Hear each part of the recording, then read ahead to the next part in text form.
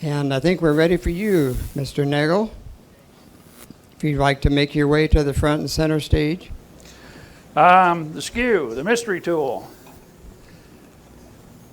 I know it's a challenge for a lot of people. And, You know how to use that? yeah, I had one guy tell me it's the best tool in his shop for picking out mud out of the bottom of his boot. And that's pretty much where everybody starts. And I'm really nobody special on doing it. I still struggle with it sometimes. But when I first started, I just couldn't get it. And probably one of the biggest things is you get muscle memory from the gouge, and you only have so much pressure that you have to put on there for that tool.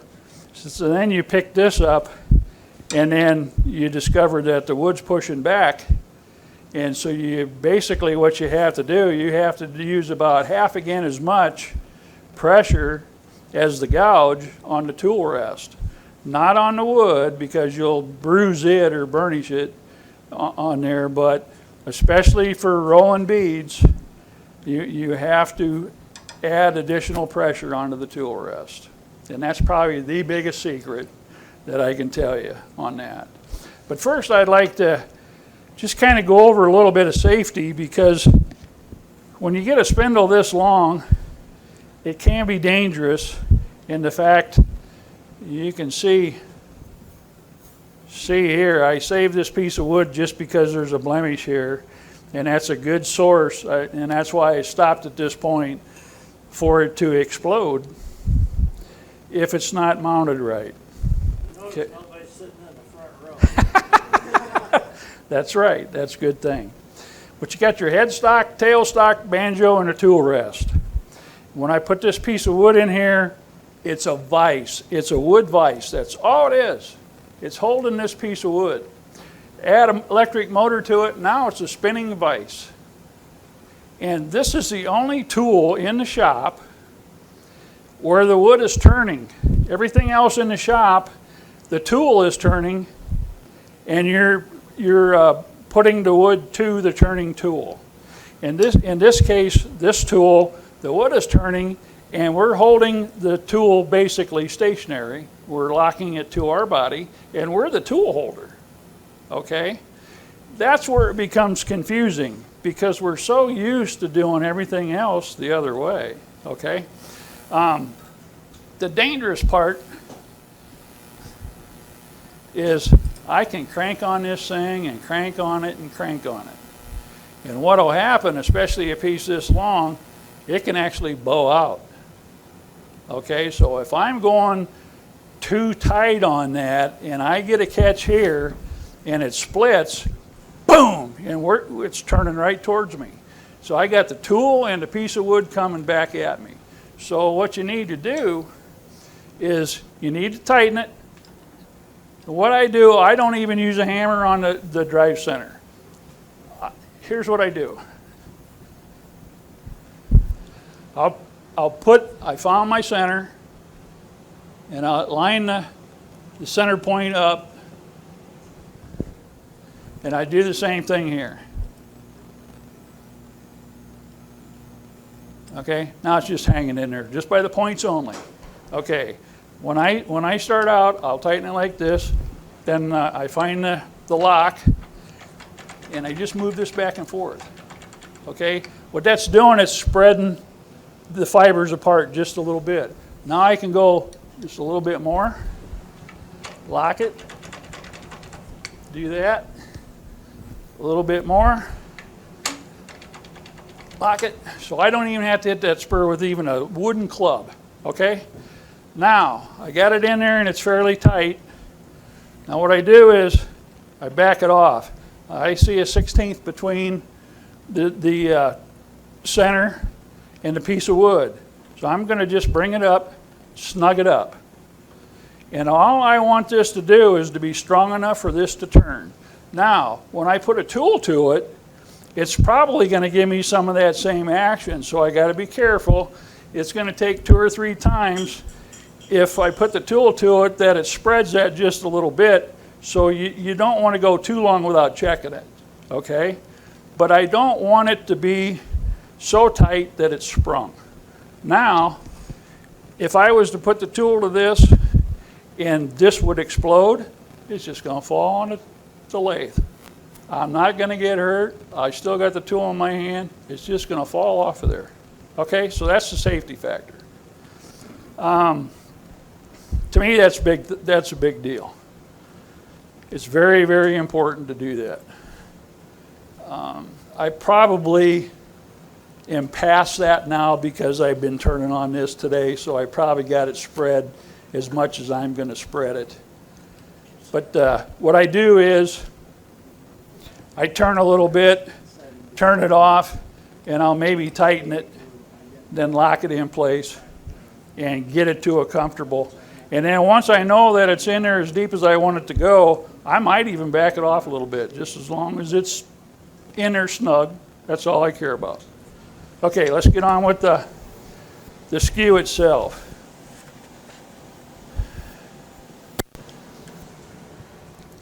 For most of what I do, just the Sorby 1-inch or the Henry Taylor or whatever, works really good for me for what I do. Occasionally I've had something bigger. This has got a little different profile.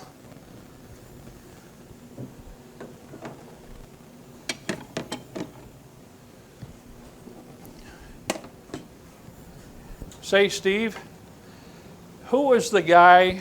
His wife was the secretary for a long time. Alan Lacer. I couldn't think of it. He used to sell these. This is the big baby. That's probably about one of the biggest ones I've seen. I use it for maybe roughing out, and I'll show you here in a little bit. But I got to get rid of that excess. I'm going to hang myself there. And he came up with about a 1/2 inch square to this edge and then a radius here. And on the Saturday class, you're going to learn why that isn't necessarily a good thing. But for tonight, I don't want to get that involved. This is good for doing tenons. And you can do the same thing with the other one. But it works. It works. But what doesn't work, it works, but it doesn't work as well as this radius. Okay? So enough said on that. But it's a good tool. Then he's got another version.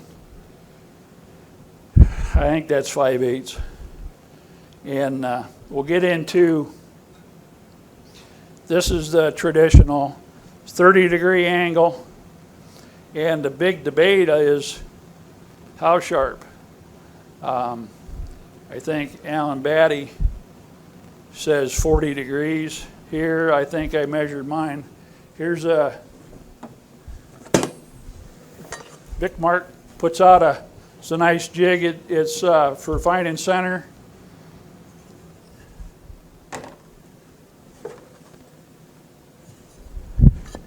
Set that in there, and it finds center.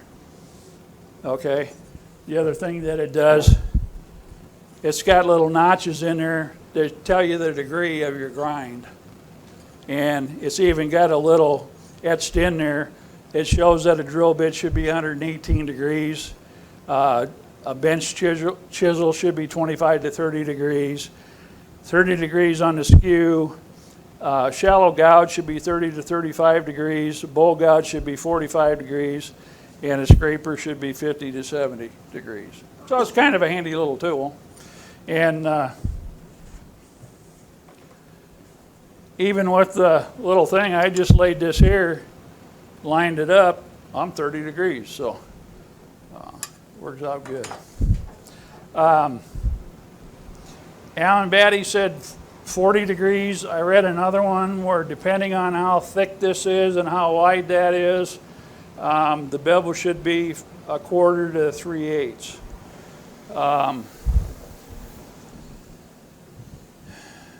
This is kind of blunt. It's real strong, but it ain't going to get it very sharp. This one's super sharp, but it's not very strong.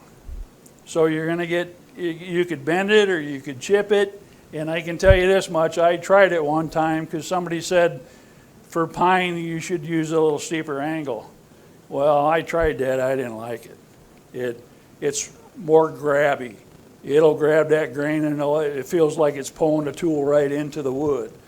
So we've got to find in between where we can get it blunt enough to stay strong, but sharp enough without it bending or chipping, okay? So, according to Batty, 40 degrees is what he looks for. I'm sitting with the one I got, I'm sitting at 50 degrees, and I've got about almost 5/16 bevel.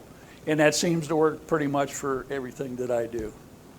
So I'm not going to change it. So anyway, that's what you look for. Any questions so far? Okay, cool. So the faces of the, should bevels be flat or concave? Oh, that's a good point. I'll tell you what, depends on who you listen to. They say they should be flat. I've got an 8-inch grinder, and I'll tell you what, in that 1/4 inch or 5/16, you're not going to see much bevel. You can tell it when I put I've got this Allen Lacer also sold these slips, they're diamond slips, and I don't, for the most part, my grinder's right there, so I just jump back. But I brought it tonight because I don't have access to the grinder and in case I needed it. But if I do this, I can see the outside edge and the short point. But I've done it both ways. I can't tell the difference. So it's not far enough to make a big difference. I'm glad you brought that up. The other thing is, just for communication, especially when we do that class, short point, long point, or heel toe. Kind of looks like a foot, leg and a foot, okay? So in all the years I was a carpenter, that we did a lot of communication that way. 1/4 inch off the heel to nothing on the toe. That told the guy to trim that much and I could go do something else. Okay, so I'm liable to, without thinking, say one or the other. So at least you know what I'm talking about. And then I'll probably say toe down would be lead with the toe, toe up. Okay? All right. Let me check my notes so I don't forget nothing.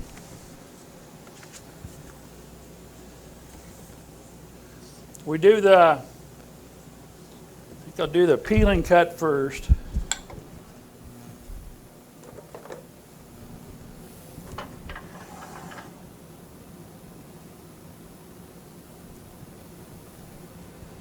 Now, whenever I'm doing it, you guys probably have your own way at home, but I always turn the speed all the way off before I turn it on. No matter what I'm doing, I always start from 0. And then it doesn't work.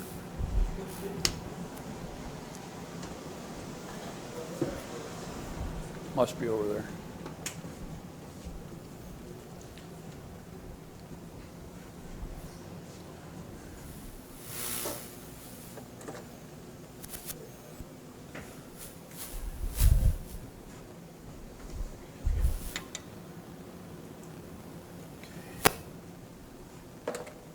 Randy, does the height of the tool rest make a difference? Yeah, What should that be in relation to? Usually go about center,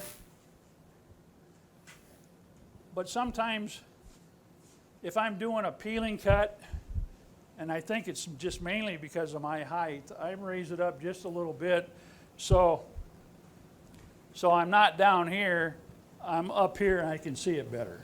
That's just for me. So if you're shorter, down here might be better and you may not even have to mess with it. The other thing that I think it does, by going up a little bit higher, my brain's not big enough to prove what's going on here. Some of you guys could put some math to it and tell me just exactly what's going on. But we talked about force and the wood pushing back.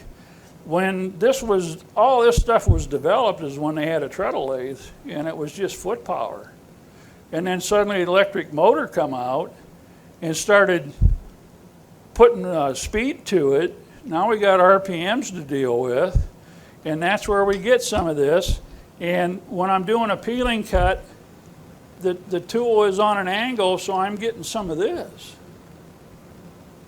And I think that's where some of that's coming in, where you got to hold down on the tool rest a little bit more, okay?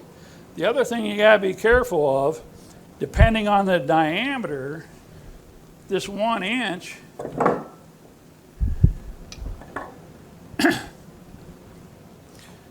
because of the radius, now the peeling cut, I got to be extra careful where that long point is, because if I slide down too much, I'm going to get a catch, and it's going to catch that long point.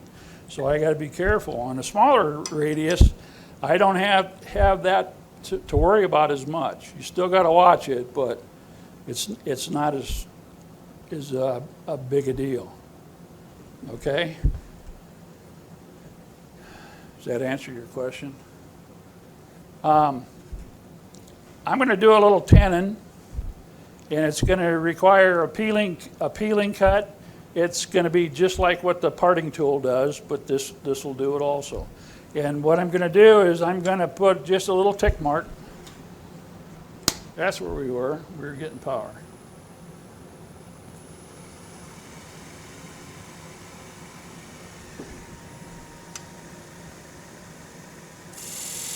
I just want just a mark, visual.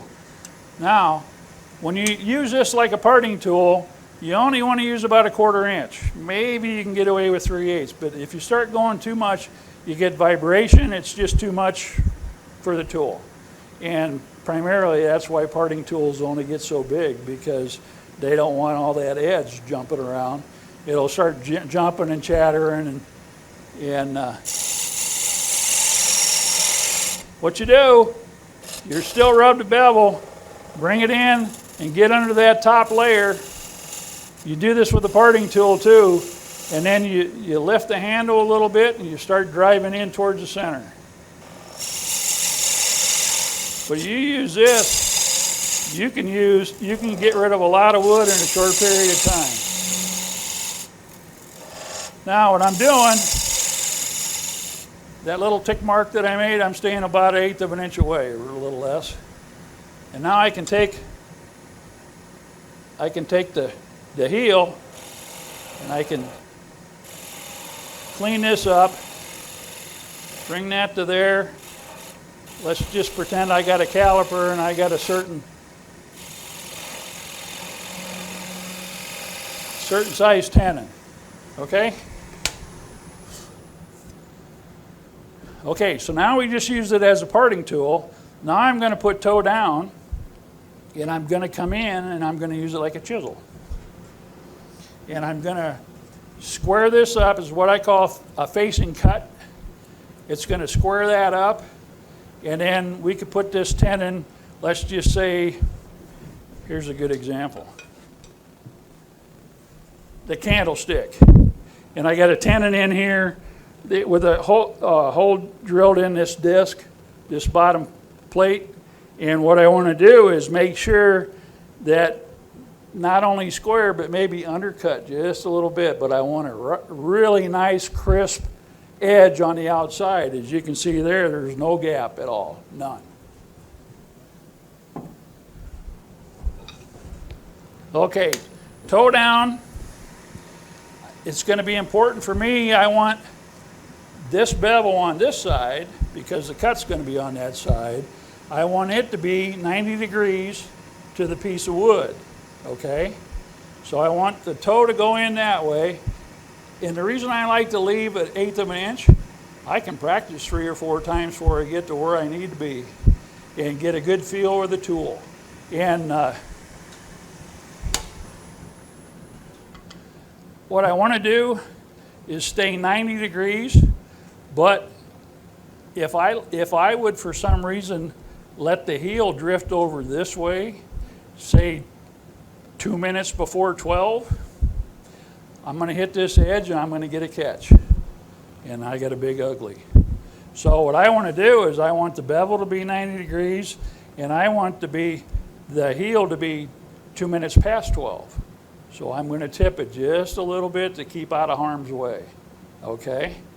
And you can see my fingers locked in behind the tool rest. Okay? Now let's just try that. Okay, I got 90 degrees here. I got 1202. And for what it's worth, I sharpen this tool. This tool is straight off the grinder.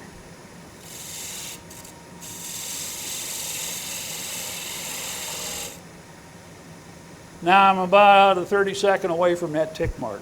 So now, if you try to take too much, this is going to become a wedge, and you're not going to get a clean cut, and you're going to fight it. So you're better off taking 3 or 4 cuts, real light ones. Okay, 90 degrees. I'm 1202.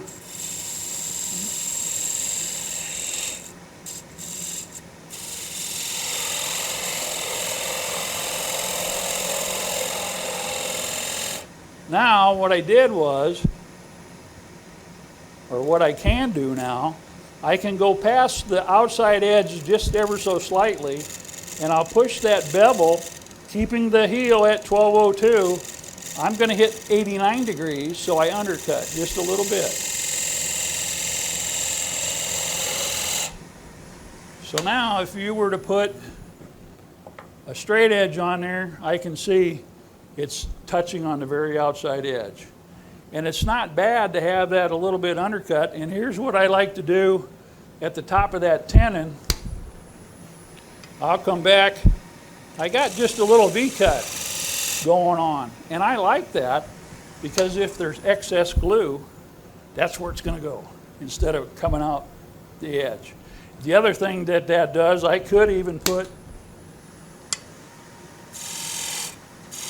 a couple. I don't want to go too deep because I don't want to mess up the integrity or the strength of the tenon, but if the glue goes in there and it dries, it's locking that thing in there because it's not just a straight cylinder getting wood down in those cracks. So that's a good thing. Okay? That's a peeling cut. Question. Is that typically when you're doing that face, when you're doing that?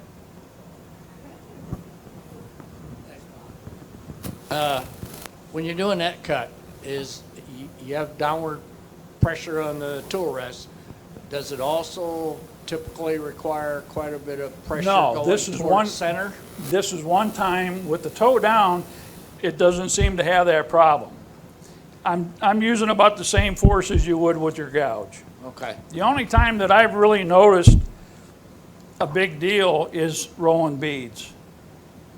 And like I said, my brain's not big enough to tell you why it's doing what it does, but I can tell you I need to hold the tool down tighter. And that's worked for me. But you've just accomplished the peeling cut and the facing cut on there. And now you're ready to do any planing you need to do, and then we'll roll a bead.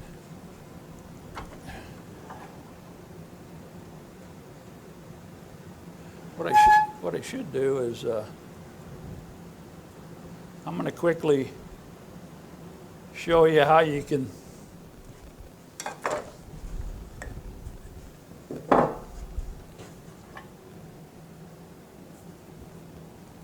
what I'm doing is I'm keeping the tool rest parallel.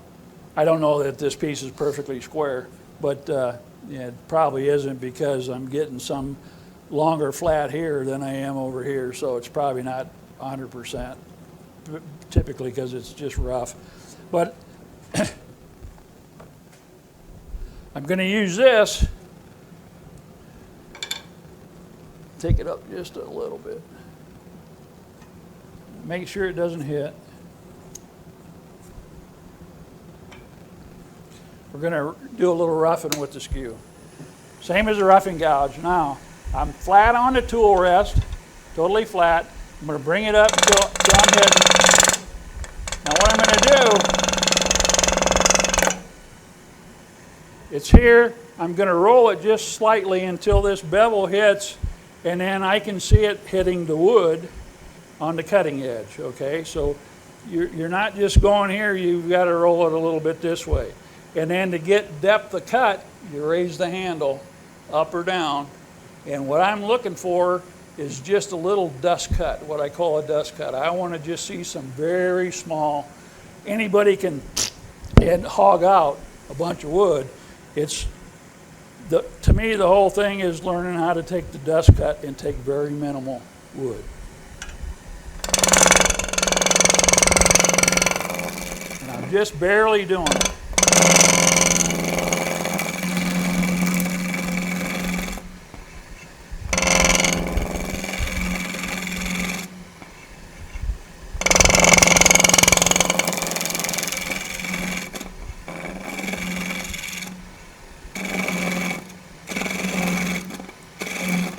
Now, because of the force of the wood, I want to double check, make sure the spur,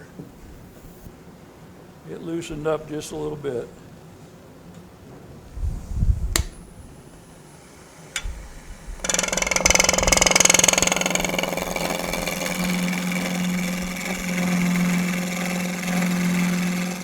Can you hear that vibration?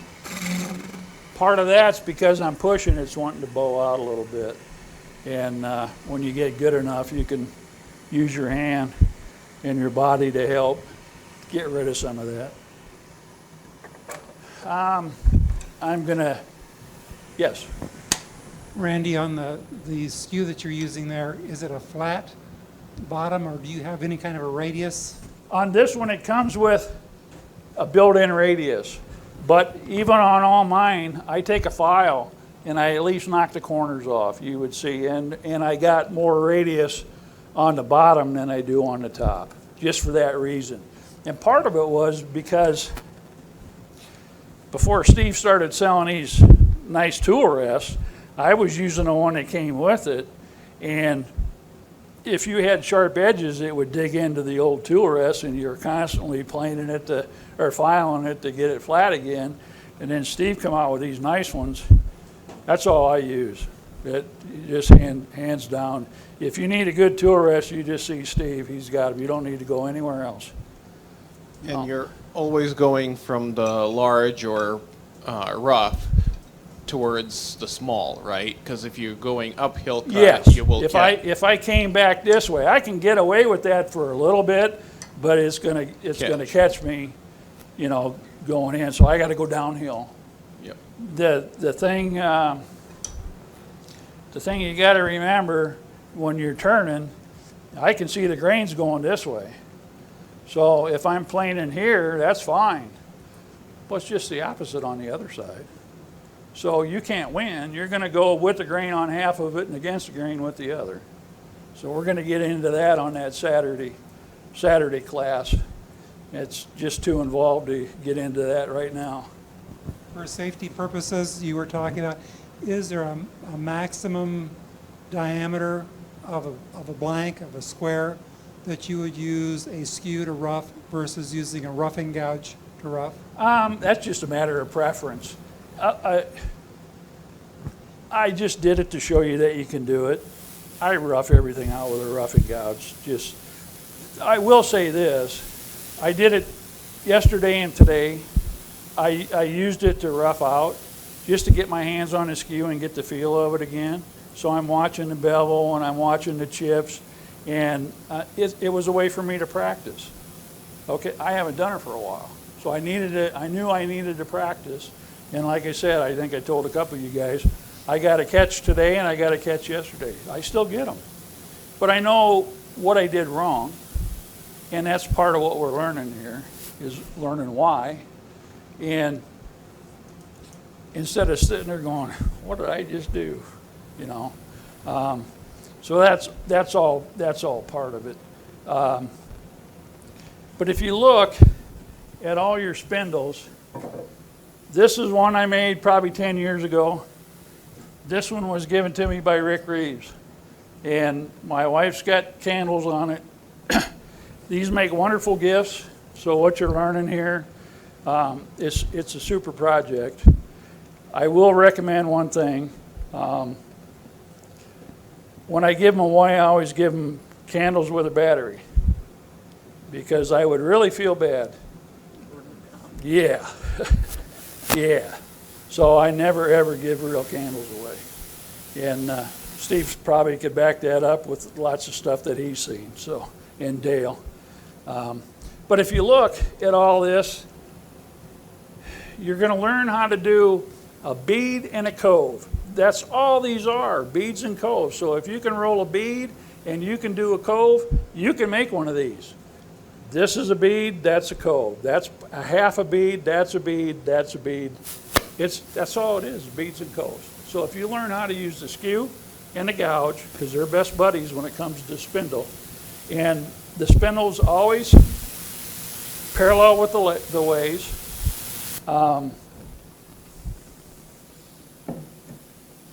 And there's always been a big debate on whether you could use a skew with a bowl or a vase.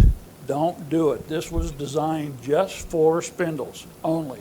And you don't need to, because I'm going to do a planing cut, then I'm going to show you why you don't need to, okay? All right. I'm going to rub the bevel. Then I'm going to tip, like I said before. And I'm going to find that edge. I'm holding down a little hard. Okay, I lift the handle. Now I'm hitting on the heel, and I got to be real careful when I'm right directly on the outside corner of the heel, because if I tip too much, it's going to dig in, and I could get a nasty catch. So what I want to do is, I want that cutting edge to be up about 1/4 inch, no more than 2/3. And the diameter won't let you go too far, because if you get too close to this long point, then you could get a catch too. But you'll get the feel for it. Now, I'm up about 1/4, and what I'm doing, I got the bevel, I got it tipped slightly. I'm lifting the handle ever so slightly so I get that dust cut. I don't know if the camera picks it up. Can you see those little curls coming off? That's like roast beef rolling out of a food slicer.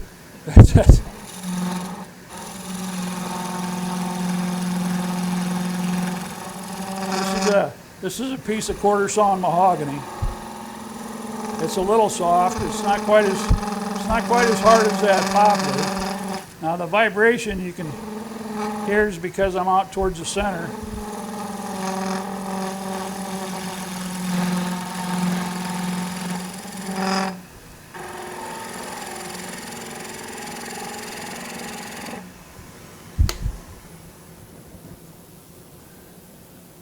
Now I'm starting to get a little spiral, and that could be two things. Could be that I know that the tool's not getting dull, but that could be one of them. The other one was maybe I was moving too fast, okay? And if the spiral goes too deep, sometimes it's kind of hard to overcome it. So you might have to just touch it lightly with the roughing gouge to get past it, because this wants to ride over it, especially out in the center. I'll see if I can't get rid of it. Okay, I'm tipping slightly. I'm up about 1/4. I think what it is the vibration I'm hitting.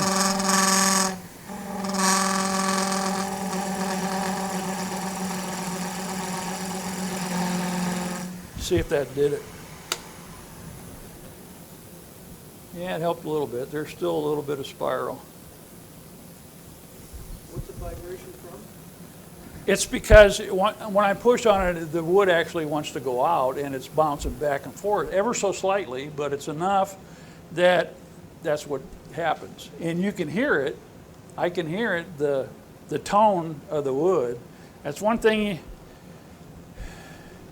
not only use your eyes, you use your hearing too. And you can tell a difference on a lot of things by just listening. So, the thing I wanted to point out, I brought it along just to show you.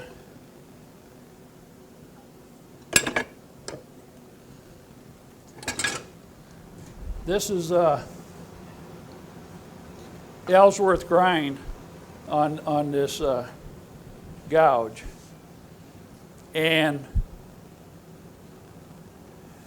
the edge by the flute for the gouge is one tool, and this would be for the outside of your vessel.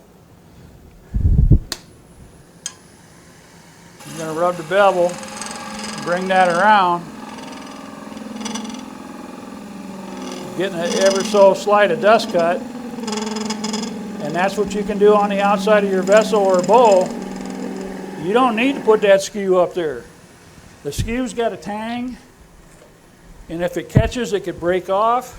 This is a nice round piece of steel. You don't have to worry about that tang, and that's your skew.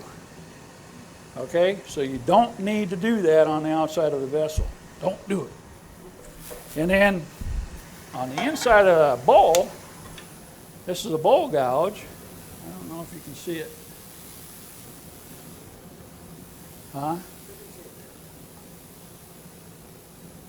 It's straight up, and I can get in that bowl, and you got to be real careful because you can get in trouble real quick. But those wings coming up, that's the skew on the inside.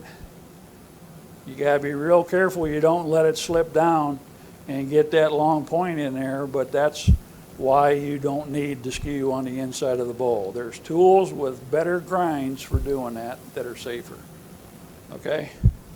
I just wanted to bring that along.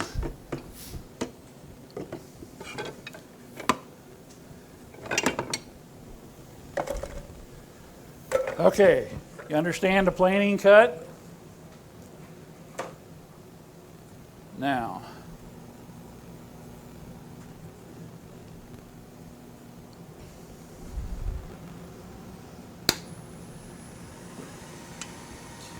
the first thing you got to do when you're going to be rolling a bead, you got to make a V cut.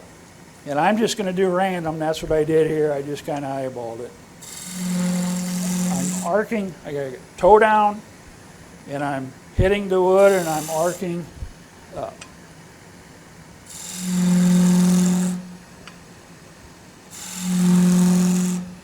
Now, I'm going to tip it ever so slightly, and I'm going to come in on the right side and just take a 64th. Now I'm going to tip it just ever so slightly on the left side, take a 64th. And I'm still arcing the tool, and I'm driving it in as I do it. Now the thing you got to just watch, to get everything consistent, you need to make sure your V grooves are all the same depth, okay?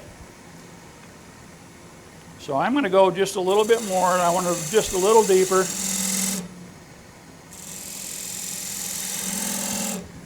So the other thing you got to watch, you don't want it to spread too wide, get too wide of a V, and have one narrower. So what I do is, if I want it a little deeper but I don't want it wider, then I just bring up that toe just inside that edge and pick up the wood there. I don't know if you probably can't see that, but I got ever so slightly, and I can drive in. I can do the same thing on the other side, and I've made it deeper, but I didn't make it wider. Okay? Now I'm going to do the same thing here.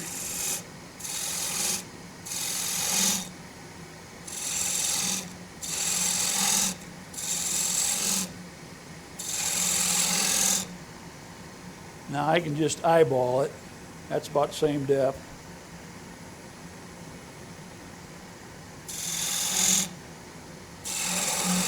How are we doing on time?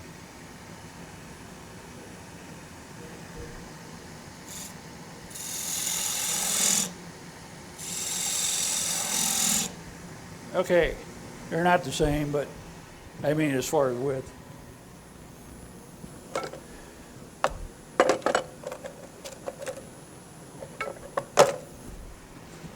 what I like to do, especially for beginners, it's a good idea. I'm going to just eyeball center. I'm going to put a heavy mark.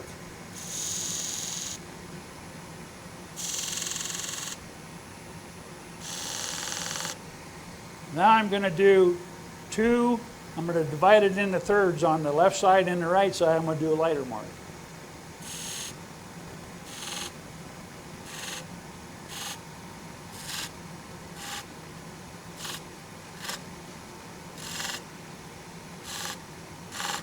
Okay. Now, the darker mark, I'm going to try not to remove. And what I want to do,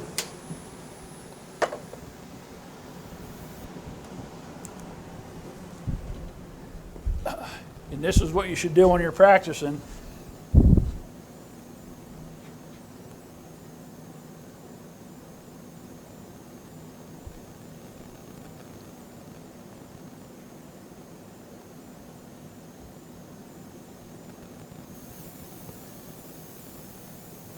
Get that mark, lighter mark, lighter mark, lighter mark, lighter mark.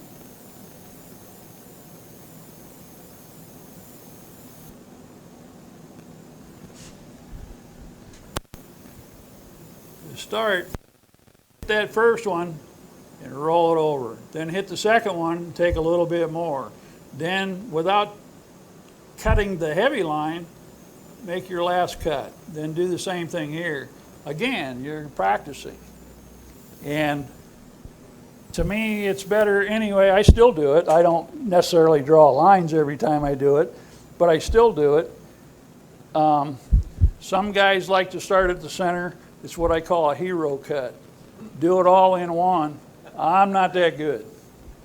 I'm just not that good. Now, Richard Graffin, he could probably do it all day long, but.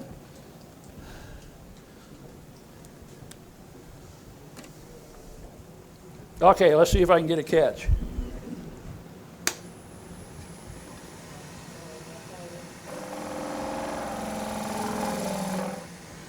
Now what I want to do, again, I'm rubbing a bevel. I'm going to tip it slightly, and as I'm tipping it, I kind of like to get it caught in that heel a little bit. Somebody said when you do that, it kind of catches in there, and you're less likely to get a catch. I don't know if that's true or not. But when I'm rolling it, I not only want to arc it this way, I want to steer this bevel, because if I can hit it this way and come down, I can wind up cutting it short there, and I got kind of a pointed bead. So I want to not only go this way, I want to roll around this way at the same time. And you're lifting as you're cutting. So you got three things going on at the same time, okay? Now, in anticipation, I'm going to spread my legs so I don't want to start over here and get all squirrely. So I want to do that, and then anticipation, if I'm going to be uncomfortable, I want to be uncomfortable at the start of the cut, so when I come around, I'm in a comfortable position with my hand, okay? And the same with the other way. I can come around and make it comfortable for me.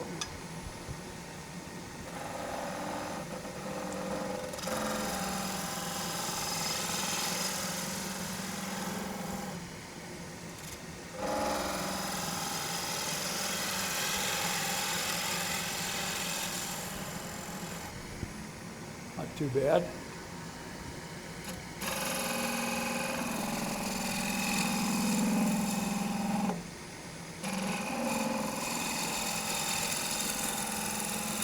See there?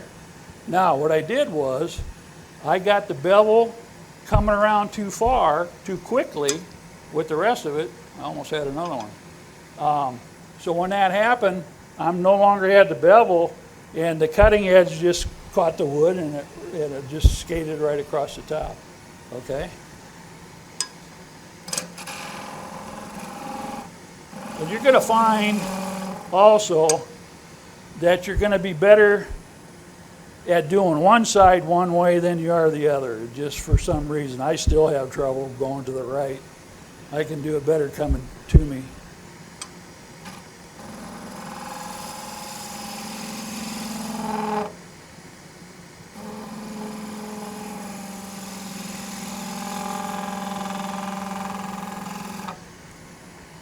See how bad it was. Yeah, I think I can fix it. So don't get too discouraged too quickly, because I think we can fix that. As long as I don't do it again.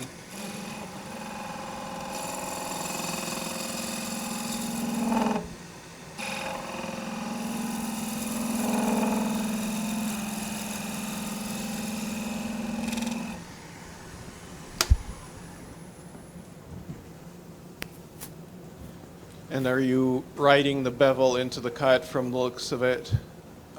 You're riding the bevel into the cut, right? So you're not kind of cutting the air. No. Your tool is constantly... Yep, the bevel is constantly hitting. Where I ran into trouble was coming around, I moved quicker this way than rolling that way, so I lost the bevel. And once you lose the bevel, you're just right on the cutting edge only. And that's what it grabbed the wood, and the wood pushed it over that way. Now, I got just a little bit, and I don't think I can pick up that small of a piece. So now we're going to use this as a scraper, because we don't care what it takes to save this piece. I'm not misusing the tool. I'm probably going to dull it and would have to sharpen it. But what I'm going to do is I'm going to come in now, and I'm going to back this up just a little bit, because I want to make sure this is flat. And I'm going to come in here like that. I'm going to take the toe, the point,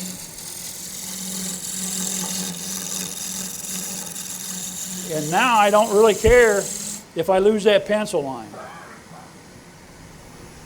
And there's just a little shoulder on this other side, so I'm going to do the same thing.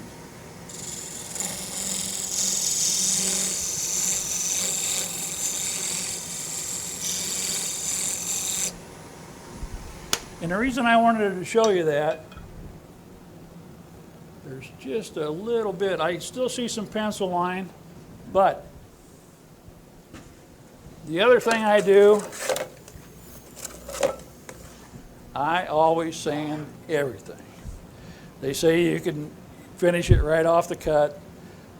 Being a carpenter, painters like to see everything sanded consistently, so the stain and the varnish, everything took the same. If you only sanded a little bit and left something with a different edge on it, it's not going to apply the same. So by the time I come in here, and this is it's a cutting tool also. It's not going to take much.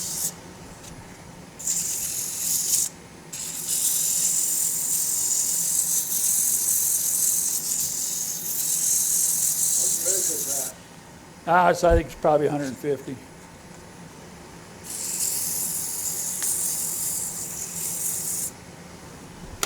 We saved that bead.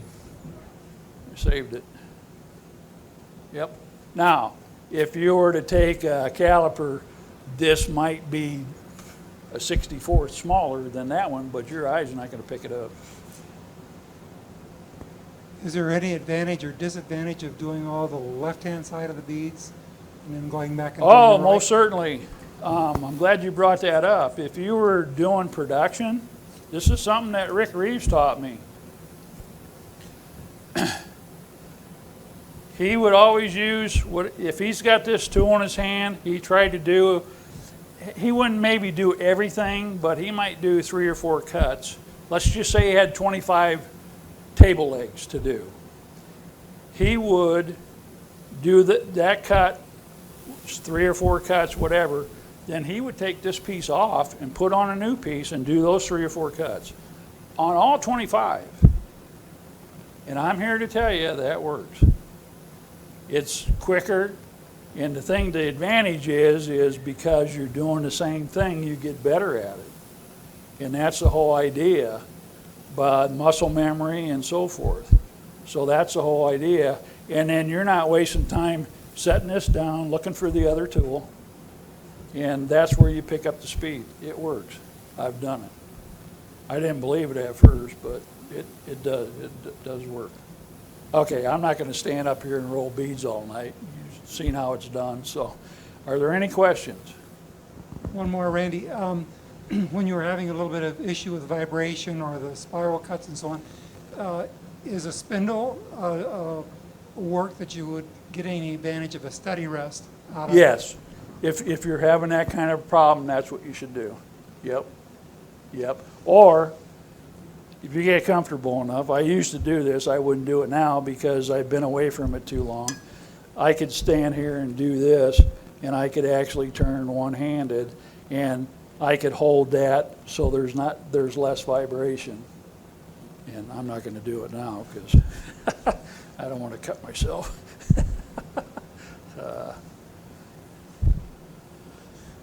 Let me see if I got my notes. The other thing, because of the size, pick the tool that fit the job. And this worked good because of roughing out, but as far as rolling beads, it's just too big in here.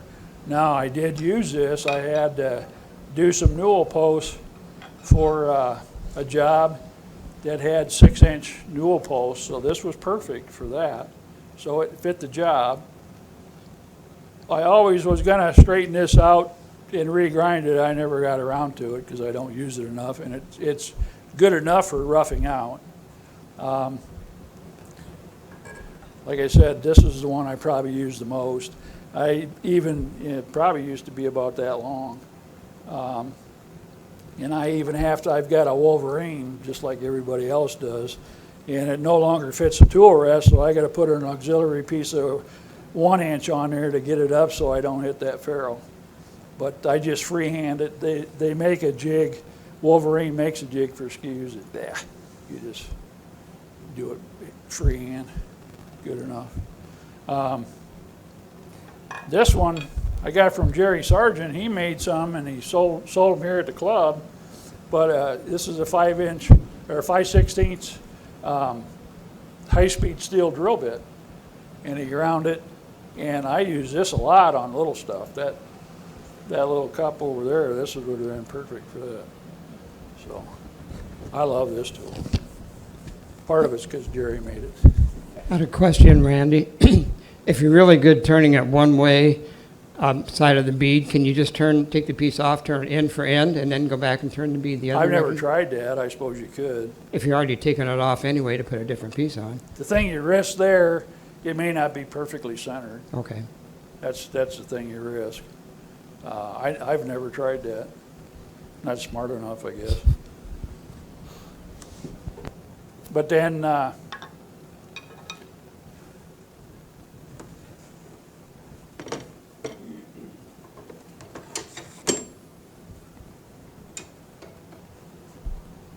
for practice, what you can do, since we've got a little time.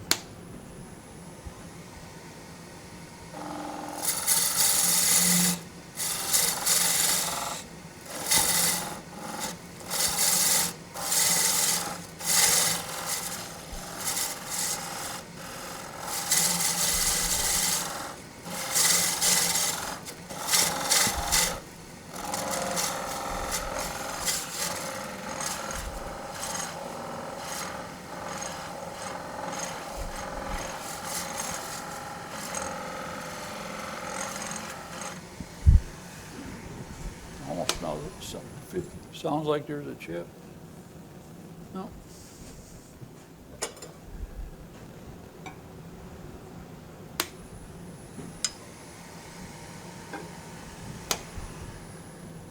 Drop that just a little. Got it high for the skew.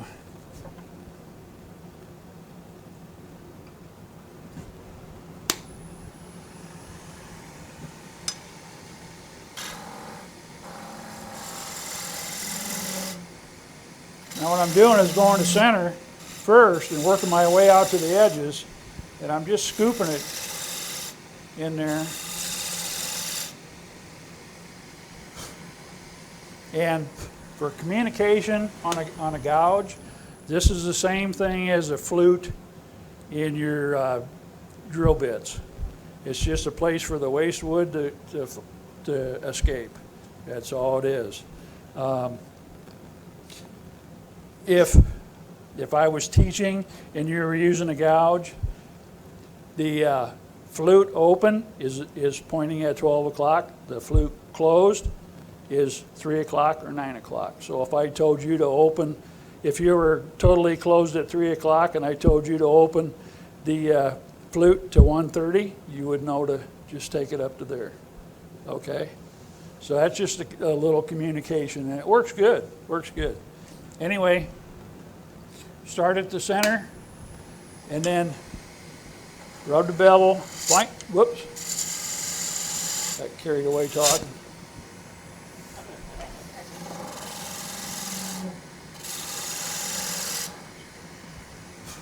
Glad I did that.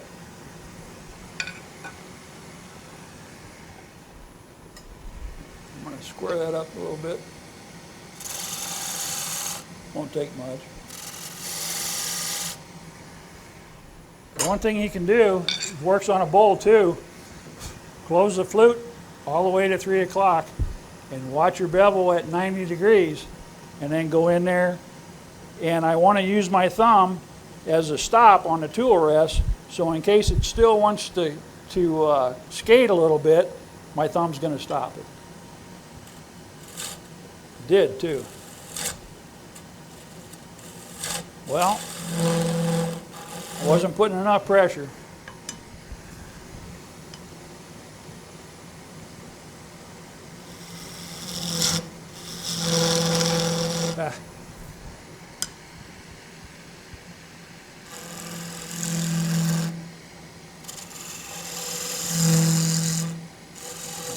I'm hitting that vibration pretty good. That's what I'm doing, I'm hitting the vibration. Anyway, you get the idea. I probably should have used one of those bigger pieces. But if you took a piece even this long and did all beads, and then go back every other one and make it a cove, that's a good practice stick. Okay? And I would assume you would want to do the coves last because that makes the wood weaker. So you wouldn't. Yeah, and the primary goal is to cut the beads, learn how to do that. But then, because like we talked about, beads and coves go together, so that's a good time to practice that, do every other one. And you got a nice stick. I did one guy, I was working out in a guy's shop, and he had a guy that full-time that was helping him, and he wanted to learn the lathe, and that's what I had him do, and he couldn't believe it. He goes, I can't believe I did this the first time out. And it was just a matter of communicating with the flute and so forth and telling him what to do, showing him what to do. And he was flabbergasted. And then when you're making the coves, would you go from the outside in rather than from the middle out? Here's what typically I do. Because this is a bigger chunk of wood, I would work my way towards that, and it's more stable down towards the headstock. So I'm removing, if I started here and went that way, then it's thin out here, I'm going to get more vibration. But if I work from here, I'm maintaining that strength and less vibration by going towards the headstock. Okay?